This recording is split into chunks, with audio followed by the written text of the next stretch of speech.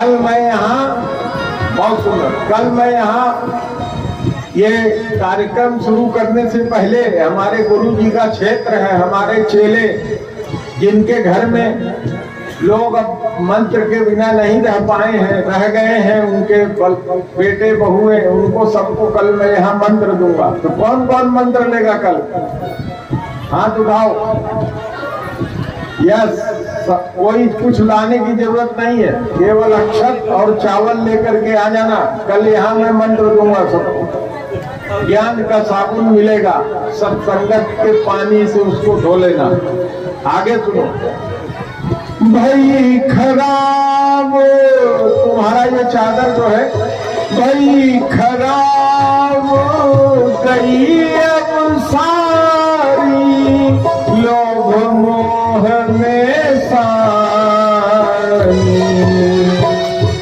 सारी उम्र ओढ़ते बीती।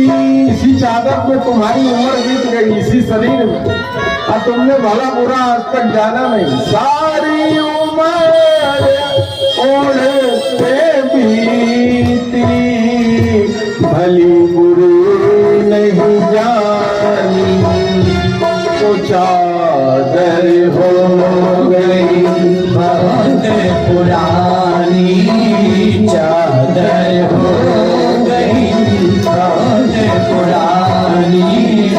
अब तो सोच समझ अभिमानी, चादर हो। आगे कहते हैं कबीर साहब, ये तुम्हारी चीज नहीं है, ये बेगानी चीज है, यहीं पे मिली है, छोड़ के जाना पड़ेगा। तो क्या कहते हैं? शंका मान जान जिया अपने, है ये वस्तु बेगानी, कहे कबीर यह राखू जतन से, फिर ये हाथ नयानी, चादर हो गई बहुत पुरानी। अब तो सोच समझ अभिमानी, चादर हो गई। प्रेम से बोलो गुरुदेव भगवान की जय, राधा रानी की जय। तो योग माया जो वहां आई थी, उसको देख करके देवकी मैया बड़ी खुशी हुई कि हमार बेटुआ बच गया, कि बिटियवा आई है। हमारे तोरे घरे में भी बिटियवा कोनो बैलू नहीं है, हमहू एक बिटियवे से पैदा ही, लेकिन हमरो माई हमरे बहनी के उतना बैलू नहीं देलिन जितना हमके। खाना आवे तो पहले हमके दे दे, बहन हमार बड़ी रह, उसे कहते जोरे बर्तन धो लिया कर, हमके कभी नहीं कहलिन कि एक बर्तन धो दे। ये हम लोगों के घर में हाल है, लेकिन हम लोगों को क्या करना पड़ेगा? बराबर में लाना पड़ेगा। बिटिया और बेटवा एक बराबर समझना पड़ेगा। नहीं समझोगे तो सब गड़बड़ होगा। जो भगवान नहीं कर सके वो योग माया ने कर दिया। भगवान तो भक्त वत्सल है। माँ ने कहा कि छोटे बन जाओ, कि जय शिशुलीला अति प्रिय शीला, यह सुख परम अनुपा।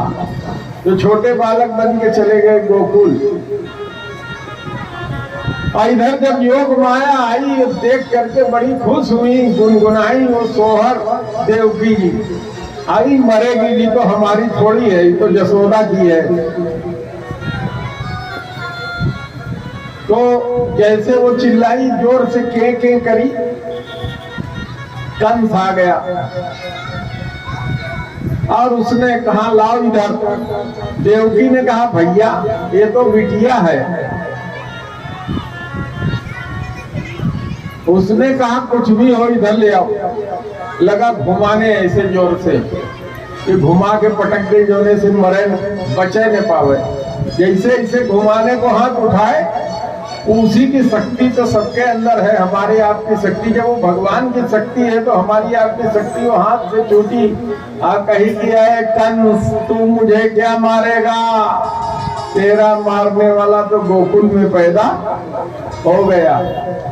तो प्रेम से बोलो राधा रानी की जय। अगर मैं आपको ये पहले सुना देता तो मजा किरकिरा हो जाता। भगवान की जो भजन था, भगवान के पैदा होने का जो सोहर था, वो योग माया के बाद सोहर में मजा नहीं आता। इसमें भगवान भी खुश है। बजाओ ढोल से ताली। इस कथा का मतलब ही यही है कि एक गाड़ी के दो पहिए हैं, स्त्री और पुरुष। जब तक दोनों को बराबर सम्मान नहीं दोगे चलेगा नहीं। यही भागवत होना है। तो अब कंस के मन में आया कि हमको अब गोकुल में जितने बच्चा पैदा हुए हैं सबको मार दिया जाए। तो उसकी एक राक्षसी थी जिसका नाम था पूतना। कहीं कहीं लिखते हैं कि वो उसी की बहन थी। किन्हीं ग्रंथों में, भागवत में तो नहीं लिखा उन्होंने, लेकिन अन्य ग्रंथों में लिखा है। भागवत में भी लिखा है, जहां दसम स्कंद शुरू होता है उससे पहले नवम स्कंद का जो सबसे अंतिमवा अध्याय है 23वां, जिसमें अनु, नह्यु, पुर्वसु और यदु के वंश का वर्णन करते हैं, इसमें वो उसकी बहन थी, इसका वर्णन इसमें भी आया है। आप नोट कर लीजिए 23वां अध्याय, द्वितीय खंड का नवम स्कंद का 23वां अध्याय। तो ये उसकी बहन थी। उसने कहा, अरे भाई, कालनेमी की बहन थी, कहा भाई तू चिंता क्यों करता है, मैं सबको मारे डालती हूँ। वो गई और छठी के दिन भी तो बड़ा ऊंचा बना होता है। अब हम लोग पर टाइम नहीं रह गया है, तो कहो तो छठी कल मनाया जाए, कल फिर गाया बजाया जाए। बोलो ठीक है? तो वर्मा, इससे पहले कि हम लोग आरती करें, तुम वो 6 तन्मे मनः शिव संकल्प मस्तु वाला मंत्र बोलो। हम इन लोगों को उसका सुना दें, उसके बाद आरती होगी। आप लोग सुनिए, जो 6 मंत्र है, तन्मे मनः शिव संकल्प मस्तु। किताब नहीं लाए? ये लो प्रसाद, ये चलिए। इसका मतलब वर्मा जी को याद था, लेकिन ये भगवान की ऐसी कृपा है कि ये भी करें किताब ना लाए। तो चलो आरती सजाओ, आरती शुरू करो। आरती हो उससे पहले मैं आप लोगों से चर्चा करूं कि हमको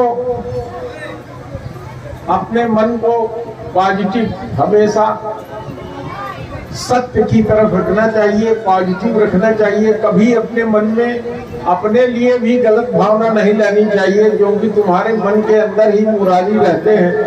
तुम्हारा जो प्रियतम है तुम्हारे अंदर ही बसता है। तो कभी अपने मन के अंदर हमको कोई भावना नहीं लानी चाहिए। जैसी भवतव्यता होती है वैसा दिखाई पड़ने लग जाता है। लेकिन अगर गलत भी दिखाई पड़े तो तुम सोचो नहीं कि गलत होगा, यही समझो सही होगा। देखो तुम्हारा जो आत्मबल है वो इतना मजबूत हो जाएगा कि वही जो सही सोचे हो तो वही होके रहेगा। इसलिए प्रेम से बोलो राधा रानी की जय। आरती सत गुरुदेव नमामि।